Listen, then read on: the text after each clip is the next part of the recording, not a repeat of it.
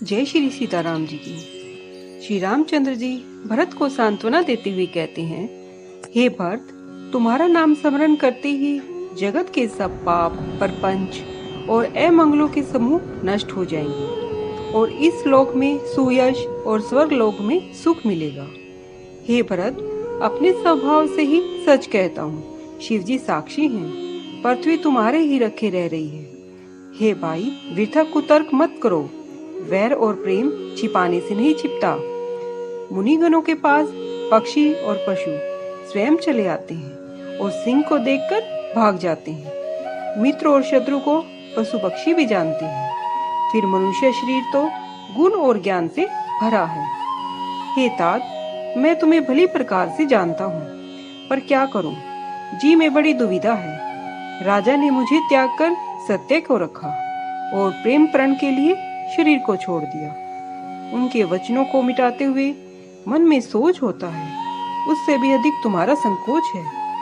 उस पर भी गुरुदेव ने मुझे आज्ञा दी है, इसलिए जो कुछ तुम कहो मैं अवश्य ही वह करना चाहता हूँ।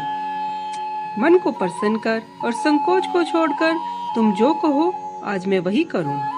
सत्य प्रतिज्ञा राम जी के वचन सुनकर सब लोग प्रसन्न हुए। देवगुणों समेत इंद्र बहुत डर गए और सोचने लगे कि अब काम बिगड़ना चाहता है, कुछ उपाय करते नहीं बनता। तब सब मन ही मन में रामचंद्र जी की शरण में आए। फिर आपस में विचार करने लगे कि राम जी अपने भक्तों की भक्ति के वश में हैं। अम्बरीश और दुर्वासा ऋषि की स्तुति करके देवता और इंद्र बहुत निराश हो गए। देवों ने बहुत समय तक दुख सहे। तब भक्त प्रहलाद ने नरसिंह भगवान को प्रकट कराया। कानाफूसी करके देवता लोग माथा धुनकर कहने लगे कि अब देवताओं को काम भरत जी के हाथ में है। दूसरा और कोई उपाय देवों को नहीं सूझ पड़ा। श्री राम जी तो सेवक की सेवा को मानते हैं। हृदय से प्रेम पूर्वक सब अपने गुण व शील से राम जी को वश में करने वाले भरत जी का स्मरण करो। देवताओं का मत सुनकर बृहस्पति जी ने कहा, तुम्हारा बहुत अच्छा भाग्य है।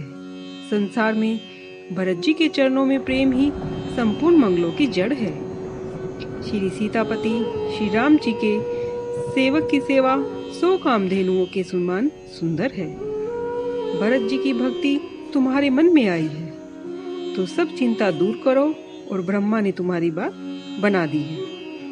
हे इंद्र, भरत जी का प्रभाव तो देखो, उनके सहज स्वभाव के वश में श्री रामचंद्र जी हो रहे हैं। देवताओं, भरत जी को रामचंद्र जी की छाया जानकर मन को स्थिर करो, अब डर नहीं है। देवगुरु और देवताओं की सलाह और सोच सुनकर अंतर्यामी श्री राम जी को संकोच हुआ।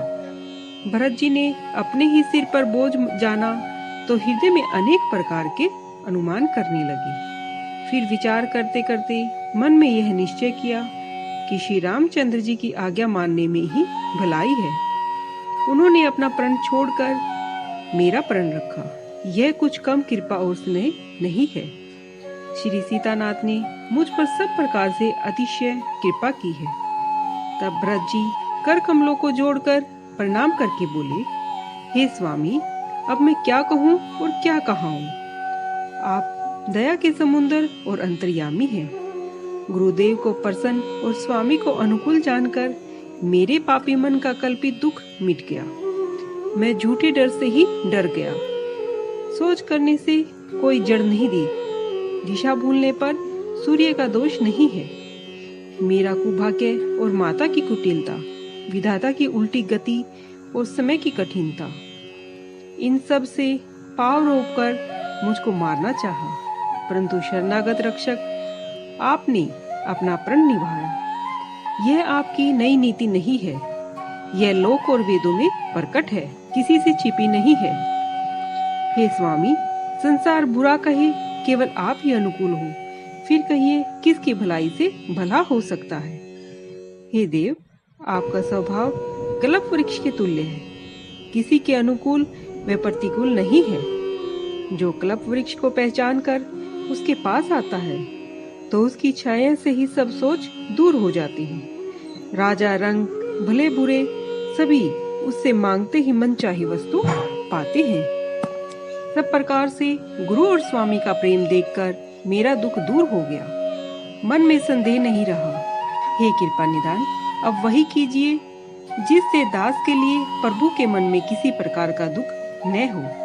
जो सेवक स्वामी के संकोच में डालकर अपनी भलाई चाहता है, उसकी बुद्धि नीच है। सेवक की भलाई तो इसी में है कि स्वामी की सेवा सब प्रकार से सुख व लोभ को छोड़कर करे। हे स्वामी, आपके लौटने में भी सभी का स्वार्थ है और आपकी आज्ञा पालन करने में भी हर प्रकार की भलाई है। यही स्वार्थ और परमार्थ का सार, सब पुण्यों का फल और उत्तम गति की शोभा है। जय श्री सीताराम जी।